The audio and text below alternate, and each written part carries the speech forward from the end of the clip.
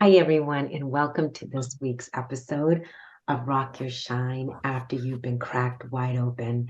I want to just quickly apologize for my voice. I've got a little bit of laryngitis going on, so hopefully everyone will be able to hear me okay. I am so excited to introduce you to my guest today.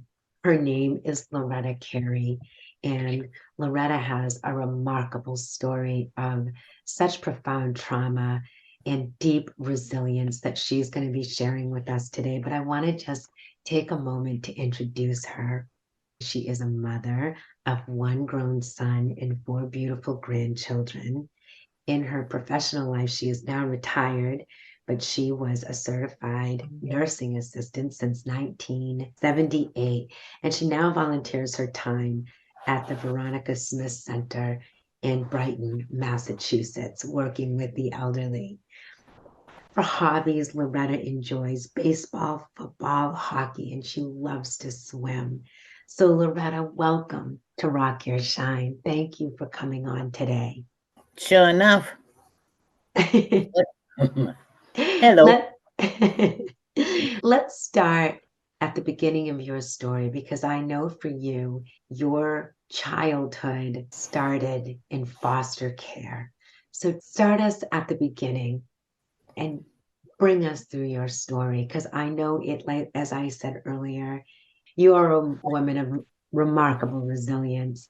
So tell us your story. Well, I can remember back to where I was 2 years old. That's when my life started, the trauma. My father had beat me up when I was 2 years old, dislocated jaw, fractured nose. My mama went to Framingham because she tried to kill him. And we all went into foster care, all six of us. There were seven, but we have an older brother from another father. But the six of us from the same father, we all went to foster care. So your mother went to prison for trying to kill your Yes. father for hurting you. Were you the Yes. baby? Were you the baby?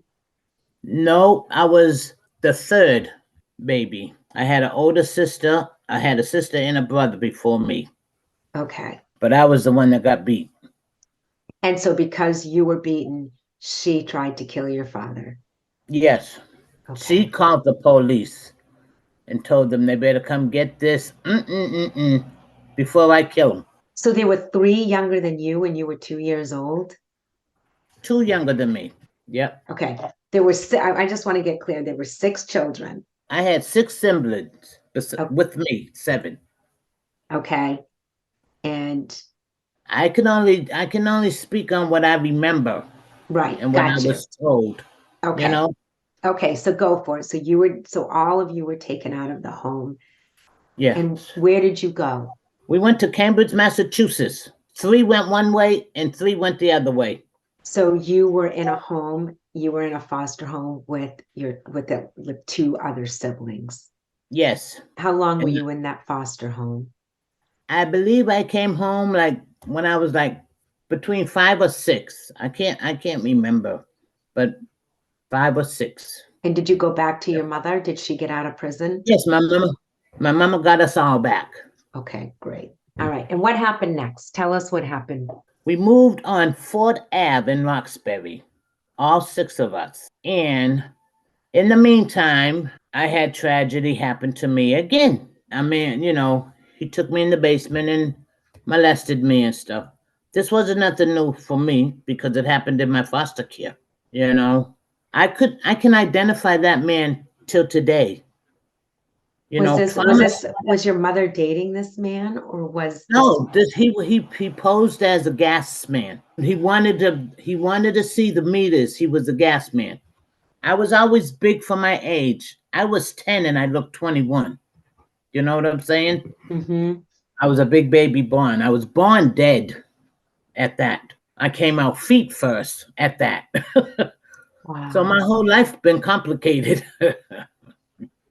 So I showed him where the basement was, and he took me down there and did what he had to do with me. And I seen a doctor and everything. And now, as I was growing up, Wait. Did you tell your mother about Oh, yes, I told her.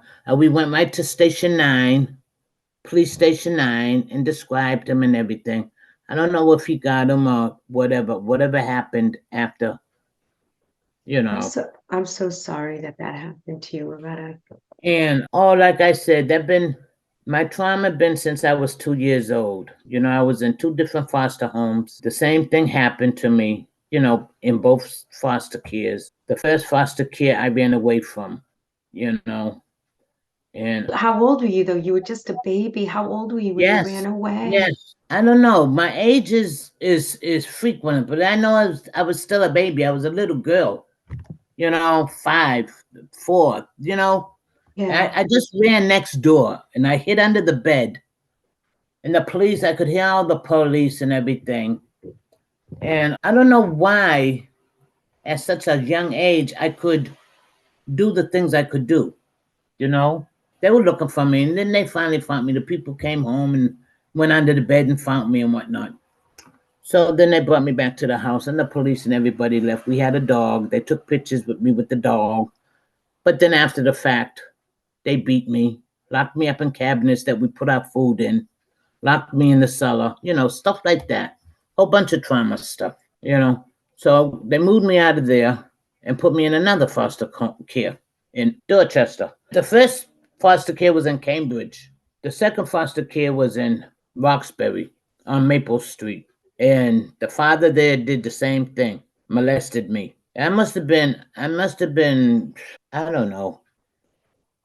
I'm getting confused. I get confused with the ages and stuff. Well, it You know, makes sense, Loretta, because you had a history of severe trauma and the ages, it doesn't really matter, right? Because it yeah, all just blends together for you because you had such profound trauma in your life.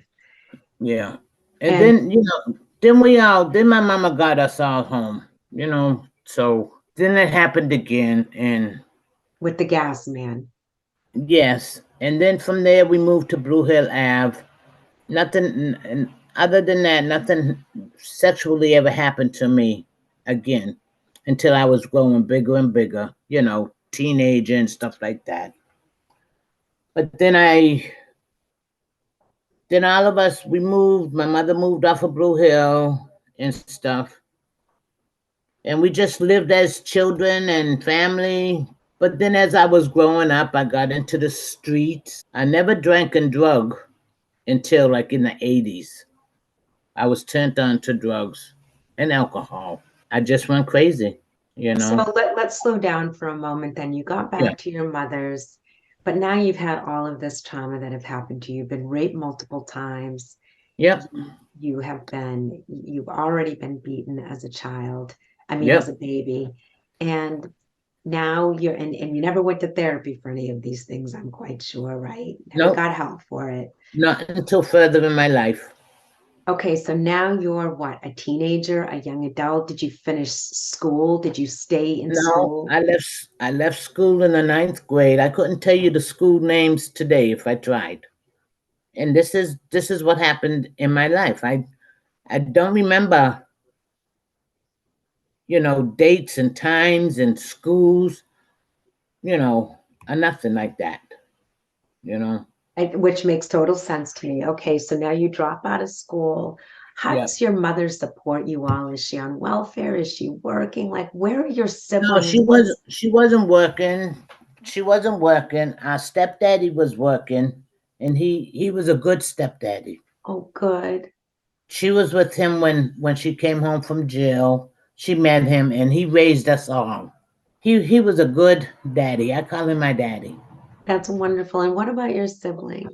What was happening with your siblings? Do you have a relationship with them? My oldest sister, I was closer with. The three younger two daughters and the two brothers, they were close. I was never. I loved them as my siblings, but I grew up not connecting, I guess, as a sister should. I don't know. Well, it all goes back to the trauma, Yeah, right? but It I all was goes always back. there. I was always there for them if they needed me, you know, because I was on my own when I was 16 years old. Okay, so that's what I Yeah. wanted to ask you. So you leave school, you quit school, Yeah. and at this point, is this when you decide, is this when you're starting to get into drinking and drugging and you leave your home? No, when I left home, I wasn't drinking and drugging. Okay, I so didn't start where drinking. did you go at that young age? I met a fella when I was 16 years old. I mean, oh boy, my life is, the streets, the prostitution, you know, all that bad stuff. But I thought it was a good stuff, you know? I do know that when I think of the little Loretta that was so profoundly wounded as a Yeah, child, that leads to this understanding that we're not worth much, right? That we build our sense of self-worth when we're very young, and that stays with us as we move through life. The only thing that we can understand that we're worthy of is what we have experienced, yeah. right? You know, you know, I was always told I would never be nothing. I would never get nowhere. All the negative stuff. But I taught myself from being in the streets. I always was independent. I don't know why. Sometimes I with myself and I say, "You're a strange person. You're different." you know? Well, you're a remarkable person because you had to learn very early on to Yeah, rely on yourself. yeah. It's just hard to explain my life. It's complicated to me.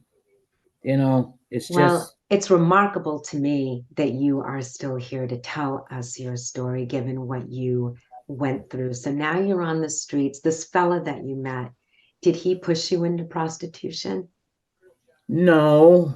I did it myself. to survive? If anybody wanted to have sex with me, they had to pay me. You know, I need money, and And not it, no and it, money, and and it was not come. money to give to nobody. You know? I was just going to say, and it came from a place of empowerment, given that people took that from you for free for so long, right? And you're like, Yeah, this time, if you want it, you need to pay me for it. yeah. Yeah, good for you, Loretta. But then eventually, I met that guy, and he knew what I was about and stuff, and did so. I ran with him for a while and stuff.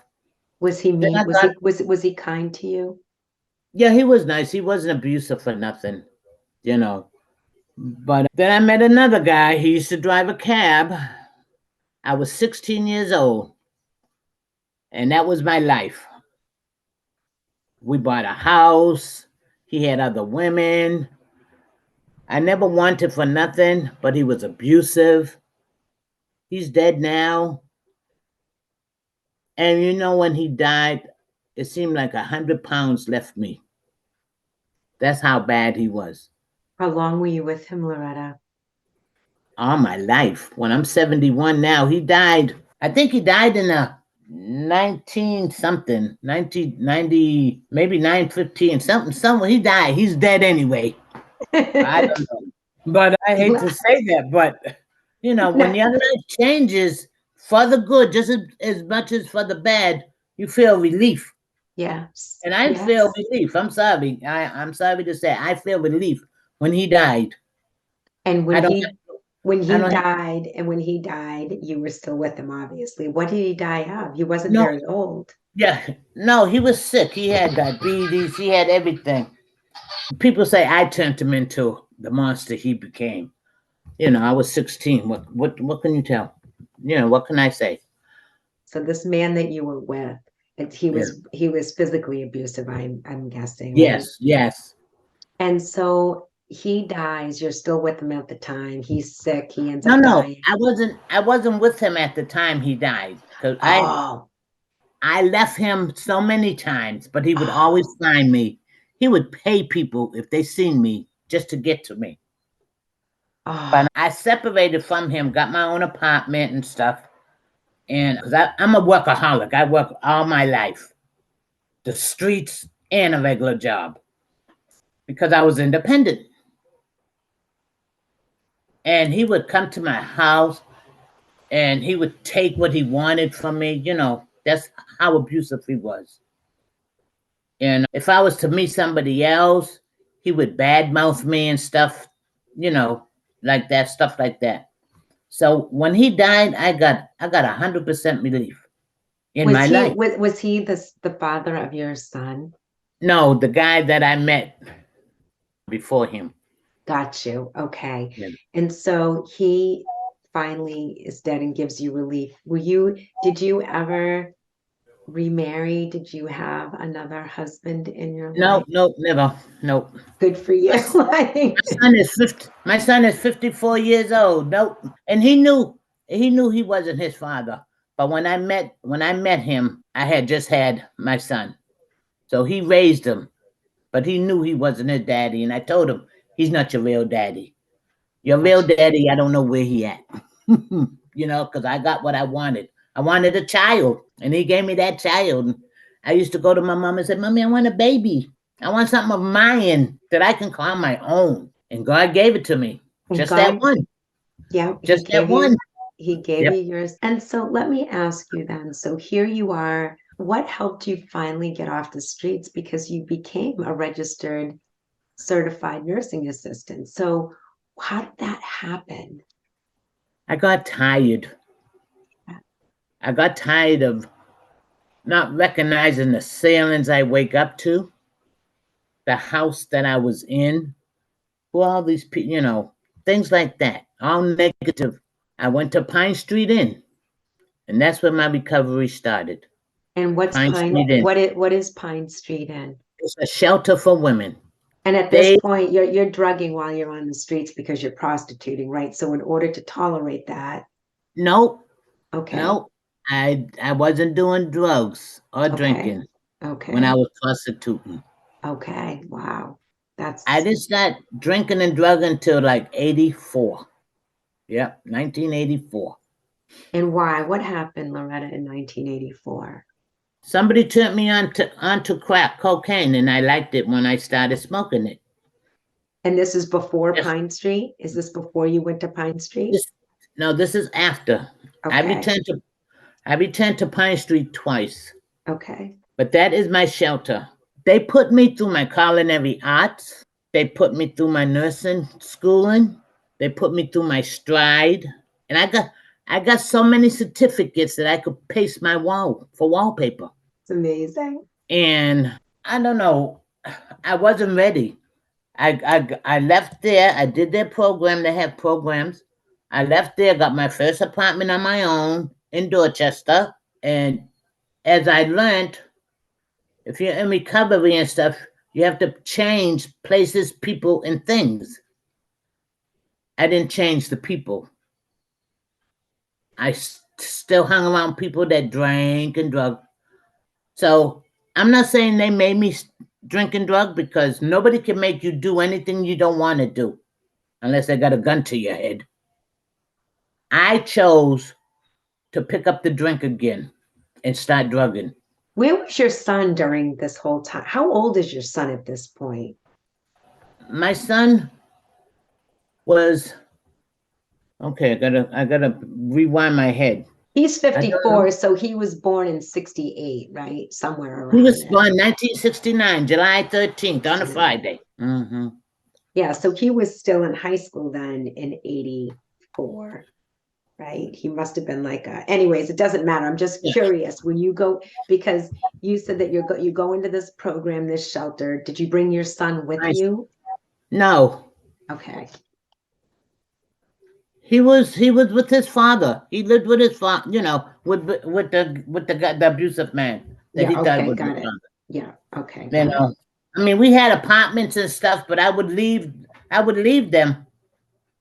You know, my son was never left alone. I never had a apartment with my son and just get up and go and leave him. He was always with his father. Not his real daddy, his stepdaddy. Yeah, got it. We had, Okay. we had we had apartments and stuff, and then when I felt like I just wanted to pick up and leave from the beatings, and I would go to Pine Street and stuff. You know, yeah. But Okay. he was, yeah.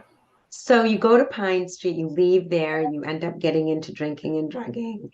And then what happens? When do you decide that you're going to get sober? Oh, too many times I decided to, I used to go to the AA meetings and everything. And sometimes when I left there, I felt like going to the liquor store because I didn't hear what I wanted to hear in the meetings. Sometimes you do and sometimes you don't, And I used to say, these meetings are full of crap. Don't nobody want to know who Billy did Sam or Diane or Betty. I want to hear the stories about drinking and drugging. And that's why I went to AA and not NA. And I went for a long time. Right now, I got like 15 years, without a drug and drinking and stuff. But Congratulations. Congratulations, Loretta. That's thank you. amazing. But I did it. I ran for a long, long time. Then my mama passed away in the 90s, and I went to the left again. People see me, they walked on the other side of the street. That's how bad I got because my best friend just left me. You know, I had two houses, one house in Dorchester, sold that and moved down south, bought a home down south. He thought he could get me away from the drugs. But he moved me right into the drugs because his family was in worse than I was, you know? So then when my mama died, I came back to Boston. I haven't left it since. My son, he stayed down there, had his house built from the ground, and married and had me 4 beautiful grandchildren.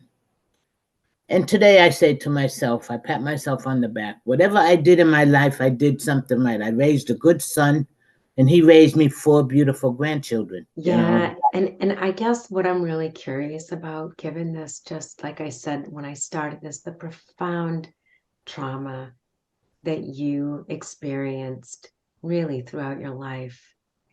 Yes. Where did you find the strength and the resilience to not just get clean, but really rebuild your life with a career? How did you Yes. do that, Loretta? How? I really can't say I didn't want to lay in the gutters anymore. I didn't want to twist doorknobs to see if I can hide in the hallway for the night. I didn't want to sleep in abandoned cars. And like I said, what I learned, I taught myself from the streets because there was nobody with me to help me. I did the programs in Pine Street. So as I was doing programs and stuff, I was learning little this, little that, going to the AA meetings, a little this, a little that. But it was all me that wanted to do the right thing, you know. And I always said God gives you just as much bad as he does good.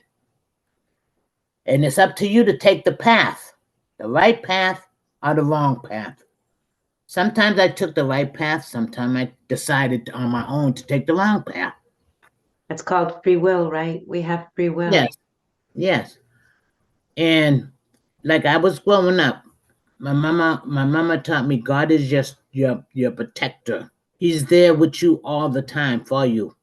And as I was growing up, Susan, I was saying, where is my God? Why did God let all this trauma happen to me? And then you hear, oh, God lets things happen for a reason and this and that. Didn't believe in God because he let so many things happen to me and other children and other people. But as I was growing in my lifestyle and growing, it's not that I didn't believe in God. I had no faith in God. But now I have faith in God. It's not 100%. And I talk to him. I argue with him. I'm not religious. I go to church when I want to go to church. Don't preach to me about the Lord. Because me and my God has our own little understanding. I made my first communion. I'm Catholic. But don't pressure me. And this is how I grew to be. I give you the shirt off my back today. And you could steal from me. And the next day, I'll still give you that shirt. And that's the kind of person I am today. How And I come? thank God every day and every night that I recognize the ceiling. That's my ceiling. I thank him. I thank him so much. He tells me, stop thanking me so much. There's other children. you know, That's that's my ceiling. I love that so much. It's such a beautiful metaphor. I I'm going to get to the card that I pulled in a moment because I knew the moment would come when it would resonate. I want to say something now. Everybody has their own spiritual beliefs, and I think my Yeah. listeners by this point know my spiritual beliefs that our inner light, our divine light, that we are all made of divine light, and life happens to us, and we have free will, and God, Yeah. the divine light lives God, inside each one of us. right. I talked to him, and he didn't take me 71 years ago when I was dead already. He brought me back. Yeah. He didn't take me when I was getting beat so bad I could have been dead. He didn't take me when I just got hit by a truck in February. I know he has more work for me to do, and I'm not arguing with him. I'm not asking him why. I just wake up every morning and thank him, and I tell him whatever you put forth for me to do today within these 24 hours, I do it to the best of my ability. Not I nobody else's, just mine. and I think that that is so beautiful. I just wanted to finish that one thought about the God inside all of us because we hurt each other all the time in this world. Hmm. And it's not God, right? It's not the God inside of us. It comes from the fear inside of us when we Yep. hurt other people. And I Yeah. just want to say that because no child, you didn't deserve not a single thing that Yeah. happened to you, right? It was the free will of the pain that this human being also lived in and took it out on you. Yeah. And when I was going to see my psychiatrist and stuff, I would talk about my past, my life and stuff. And I would ask her, why do I get them sick thoughts of hurting children and doing this and doing that? She said, Loretta, the difference in you and the other person is you don't act out on it. You talk about it. And you get them thoughts because the trauma happened to you. The difference is them people that get the thoughts, they act out on it. They go around raping people and stuff. You don't. You talk to your doctors about it. You get help when you Yes. know you don't want to do the thoughts that you get. Because I would never hurt a child, never. And an elderly person, never. No, Well, take my life first. Yeah. yeah, and you've taken your life, which I want to show everyone the card I pulled today. So please listen up if this message is for you. I pulled building blocks, and this card represents that you have every single thing inside of you, everything that you're talking about, Loretta, all of the gifts, all of the strength to do what you want with your beautiful life. Nobody can take your life from you. And Mhm. so I feel like the message that I'm intuiting through this and through our conversation is that every single day that we have in this world is an absolute gift. Do not waste another second. Don't give your Mhm. power away to anyone. No matter what has happened to you, you can build the life that you want. Mhm. That's what this feels like, building blocks. And that's what you did. You've taken every hardship that has happened in your life and you have created this amazing life for yourself. Like you just said, this is my ceiling. That's your home that you've built. Mhm. And I just love that so much. Tell me about when you decided to become a nursing assistant and got your license. So that's what you did with your life, a certified nursing assistant, right? A CNA. Yeah. I How long did you do that for? till 2012. Till they told me I couldn't work no more because of my health. I did it from 1978 to 2012. My first nursing home was Rest Haven Nursing Home on Fisher Ave in Jamaica Plain. Yep. I just, I don't know. Like I tell my therapist, the kind of person I am is maybe because of the life I had or the life that I lived, because I still have a life, or the life that I lived before. I'm against abortions. You know, the baby didn't ask to come. Don't kill the egg. If you don't want the baby, when I had my time, they would ask you if you wanted the baby or not. If you said no, they would not let you see it. They would take it on and let somebody, and then further down the line, they can find out, the baby. But I'm against abortions. I'm against foster care, definitely, because I've been there, done that. I know what it's like.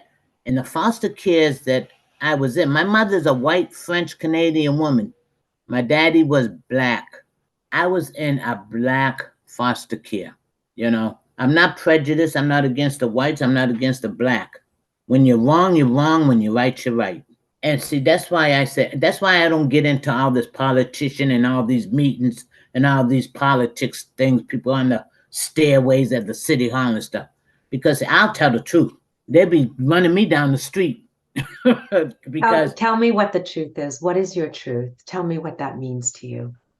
You see this every day. You see the people on the news. You see the people out in the street. Okay, Martin Luther King had a dream. What dream? They're still killing each other out there. And it's not the whites. The blacks are killing the blacks. And it's the children. It's the children that's doing it. Back when you couldn't even wear a pair of sneakers. Oh, I want them sneakers.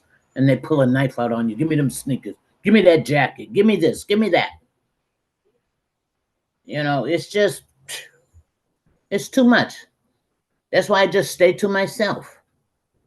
I go to my center every day. I go to my hospital appointments. I go shopping, and I come to my penthouse. My penthouse. I know the penthouse is on the top floor, but mine's on the first floor.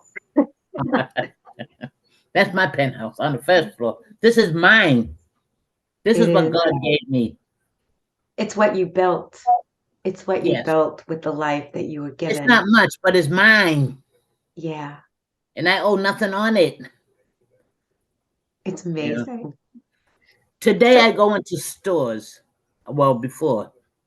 But today I still go in stores. And I pick up applications for loans and stuff and credit and fill them out. Next thing I get letters in the mail or a phone call. You've been approved. You've been approved. I have a bank account. And I think I want to get a loan. I only do it just to see. I do things on the spur of the moment, just to, I don't know. I'm a funny, strange person. What can I say? So I told my banker, I said, I want to take out a loan for $2,500. He said, we don't do 25. We start with 5,000. I said, okay, put me in for 5,000, just like that. We did the application and all the information and whatnot. Next day, I got a phone call. Loretta, you've been approved. Really? You have real good credit, Loretta. I said, my credit wasn't always good. I let people know where I come from. I have no problem where I come from. My feet go forward, not backwards. My feet go forward, not backwards. Yes. You should be famous for one-liners. I mean, I love that. You go forward, not backward. But you know what? You've said so many rich things that I have to stop you again and slow you down and ask you some. I get carried away. I love it. But you said something where, you've dedicated your life to service and to helping others. And as you so eloquently and profoundly put it earlier, some people take their experiences and they cause more harm, right? Because they're a wounded being and they cause more harm in the world. You took your wounds and you tried to numb that pain through drinking and drugging. And you woke up, I guess, so to speak, that you wanted something more from your life and for your son's life. And you got yourself sober. And then you have now committed yourself to a life of service. My mother had a stroke. She's gone now, but she had a catastrophic stroke in 2006. And the CNAs are the ones who took care of her, literally wiped her bottom, bathed her, took care of her. I could cry because I feel like the CNAs of the world are the heroes and what they do to provide true loving service to people who can no longer take care of their own bodies. Not all, I have to say, not all CNAs is a CNA. What do you mean by that? They come up with a smile and whatnot, but I've got a lot of CNAs booted out just from the work. You know, that resident, if supposed to have a shower or a bath, a change, you do it. I did that kind of work. It wasn't for the money. It was from the love of my heart. You know, I That treated the that kind of residents. service, that kind of service. Yes, And like you said, there's always, like in any profession, yes. you've got the, you know, No what's the matter word I what, want to use? yeah, no matter what shift I worked, 11 to 7, 7 to 3, 3 to 11, all my residents were done right. People used to say, "Other seeing, Loretta, you still in there with that patient?" I call them residents Yes. because that's their home. They're Yes. a resident in that nursing home. They're not a patient in the hospital. They're not leaving that nursing home. That is their home. Oh, they can't do this. They can't do that. Yes, they can if you sit and you gotta have number one point in the thing and working with elderly, you have to have Patience. patience. I knew you were going to say that. You have to Patience. have patience. And when it comes to the elderly, I have patience. They're just children growing up again. Don't say they can't do this. Don't say they can't do that. Have patience with them. Teach them. I mean, there's people in the nursing homes, their siblings or family or whoever just throw them in there and forget about them. It just Talk with them. it breaks my it literally, like, I can feel it in my heart because I mean, well, I'm a social worker and I worked with Yeah, elderly, but also when it happened with my mother and I had to entrust her care to yes, people in these facilities. yeah. And there was one CNA that I loved so much. You remind me of her, as a matter of Yeah, fact. all my residents, and when I was off on my 2 days off, I had one CNA that did my residents. Nobody else. Because I mean, you trusted her, right? yeah, and she did work like well, she did work right on my residents. I don't know what she did on hers, but yeah, and I mean, I've had residents pass away on me while I was off. I would get a phone call. That's how important I was with my residents. I can feel it. I know it. I just I know that got a that's phone call, such and such fell down the stairs. I went to the hospital to see them and everything, but she passed away. So I looked into it. How did she had no bottom legs? She only had legs from knees up to her thighs. How did she fall? She had a wheelchair. She was very independent. She would go in the bathrooms in the morning and prop her legs up on the sink and wash her face, brush her teeth, and everything. And the nurses were at the station. Go away, go away. We're eating lunch. She went through the doors where the stairs were with a wheelchair and fell down to the door on the outside. That nursing home is closed down now. oh, It was on Columbia Road, Martin Nursing Home. Yep, it's I- closed down. You better believe. All the nursing homes I worked in are closed, except a couple. is that because of poor care? Poor care, neglect, everything. Yep. Because all my residents, family members and siblings, they loved me. I got Christmas cards, birthday presents, Mother Day present. I mean, they loved me. They know when they came in there, their resident was gonna be a okay. When I come in, I always came in an hour early of my shift to check my residents. Some was so soaking wet. Well, I just changed them. You know what? I would take this diaper off and beat you with it. That's how I. That's how I felt. How you gonna tell me you know when somebody just wet one time and just been wet for a whole hour or two? Well, it's making I was me it's I was making too me I was too much in my nursing homes. I never worked in hospitals. All nursing homes. You know.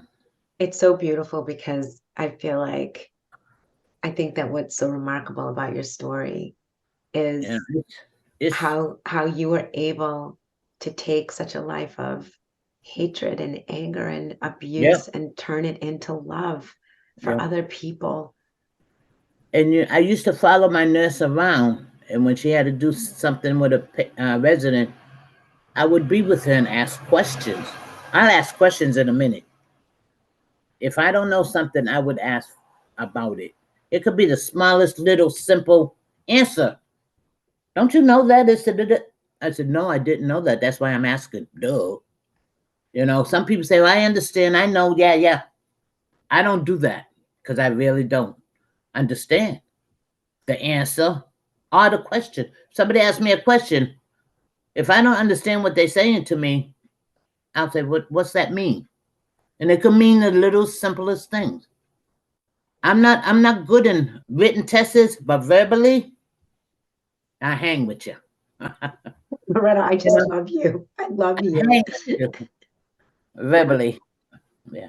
All right. So you retired from being a CNA, and now you are at the Smith Senior Center. Veronica Smith Senior Center. Yeah, I was getting tongue-tied trying to say it.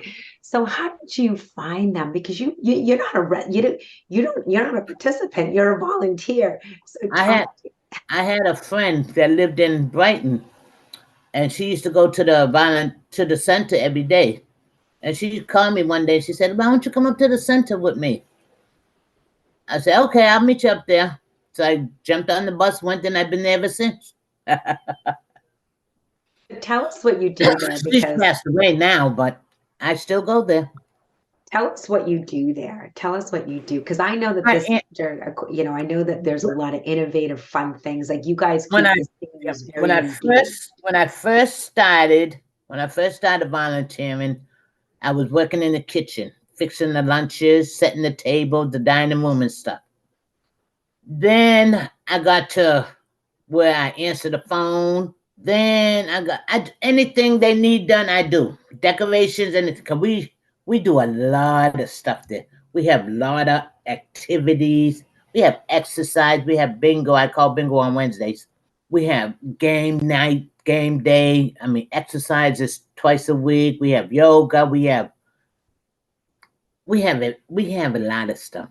I be trying to get everybody up in there. And people say, Loretta, you live in Brookline.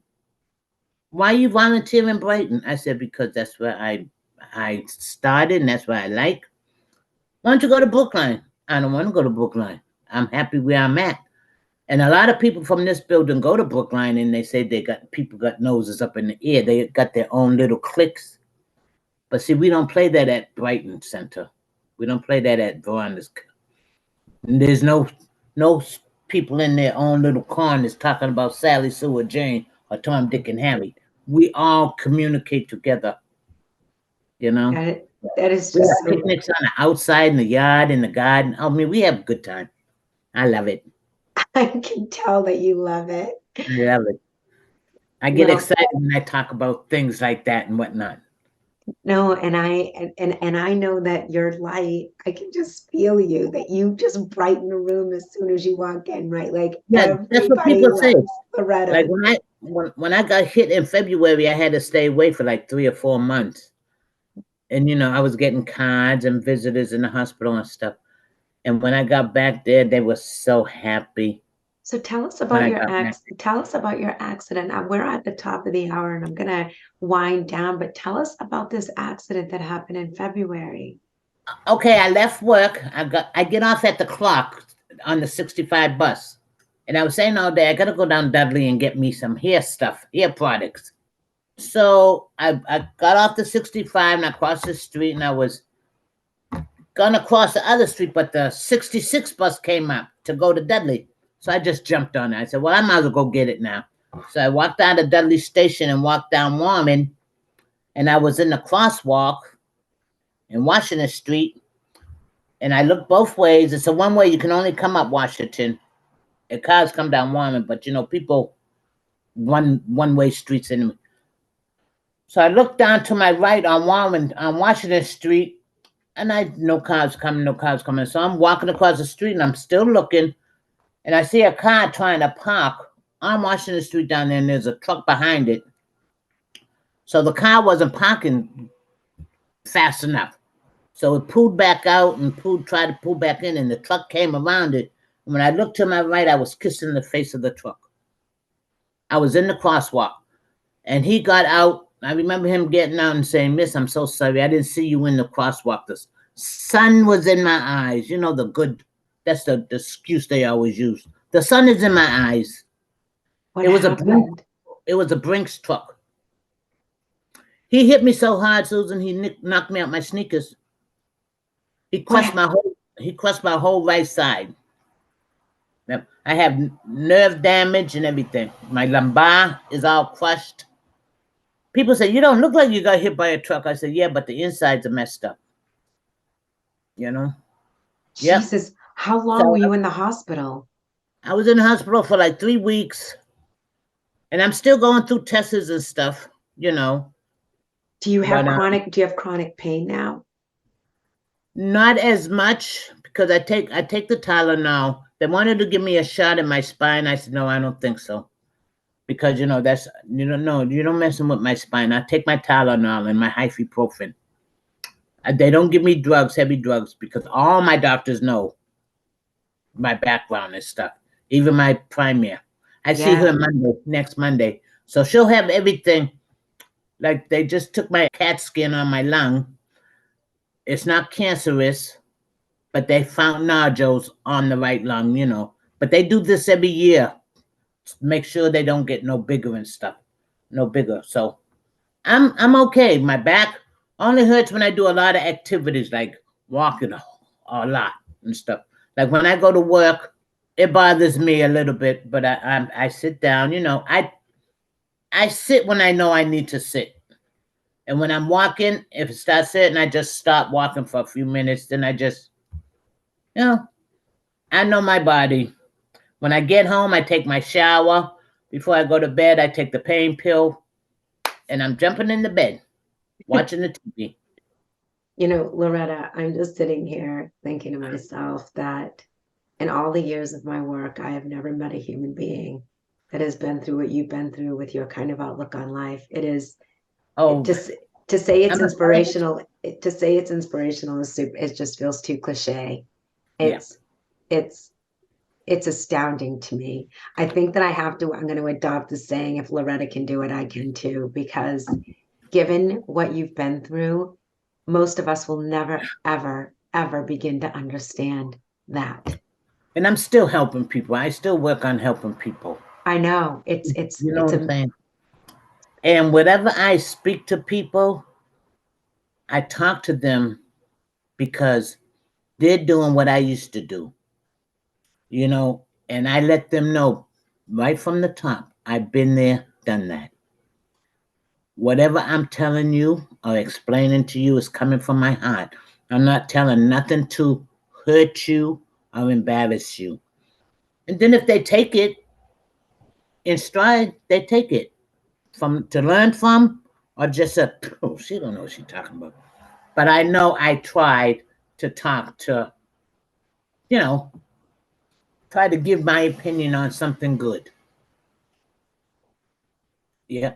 yeah, it's kind of miraculous, actually. I'm just sitting here just sort of in this awe of you, and I'm so grateful that you shared the story with our listeners. And I want to ask you, I always end with two questions, and I can't wait to hear what you have to say. What does self-love mean to you, Self Loretta? love. Yeah, what does that mean to you? I have to love myself before I can love anybody else. And how If do I don't you love do my, that? What does it mean? What does, how do you show yourself self-love? I do good for me. I don't put myself in bad situations anymore. Now, before, I could care less about me because that's the life I had an illness. I don't want that illness anymore. So if I didn't love myself back then, I gave a good hoot about the next person coming along. You have to love yourself before you can love somebody else or show them any kind of love and affection. And when I help people today, they say, "Oh, sweetie, you're blessed," and I said, "I'm blessed every day." You Yeah. know, I number one in my life, I keep up front where I came from. Because if you don't keep up front where you came from, you'll be back there. That's why I say my feet stay forward, not backwards. I know what them drugs did to me. I know what them drugs made me do. And I know the life I don't want to go back to. Today, I don't have to lie, cheat, or steal. What comes up, comes out. And it's all from the heart today. You know? What comes up comes out, and it's all from the heart. I'm not kidding. I'm stealing a million one-liners from you today. Yeah, I'm like writing them all yeah, down. yeah. All right, finish the sentence for me. Okay. Hope is. Hope is. Hope is, I hope that I don't go back to my negative life. I don't think there's any chance of that. And where do you think your hope has come from? Hope This, is, I hope I can keep going forward. Blessed. if you were going to give advice to other people who are in despair, what would you tell them about hope? What advice would you give them? That's kind of hard. Hope. I have to sit down and figure out what hope means. First of all, hope that I don't have to go back to the streets. It's hard. Hope is hope is. I hope I can still. I hope I can still have and stay in a positive life. That's what I Yeah, hope for. But see, only I could do that. that's beautiful. I have deep hope that you will be able to maintain the life that you have, Loretta, because your light is so bright. I hope I can wake up every morning. But if I don't, you know what? God was ready for his child. Is there anything else you'd like to say to listeners that I haven't asked you? Just keep going forward. Whatever your life is today, it can get better. But only you can make that decision. Nobody runs your life but you. Build up the building blocks. Build up the building blocks. Here they are, people. You've got Right. it. Keep If going forward. Don't let your feet go backwards. and if you're ready to give up, you Don't give up. don't give up. It was perfect. Thank you so much for sharing your light, your love, your heartache, and the way that you built your life back up. Loretta, thank Mhm. you for sharing that with all of us. You're so welcome. And I want to thank all of my listeners. I know that you guys will take something that you need from Loretta's story. I love you all. And thank you for putting up with my voice today. And It's okay. uh, It's going to get better. it'll get better. And we'll see you guys here all next week. Bye for now.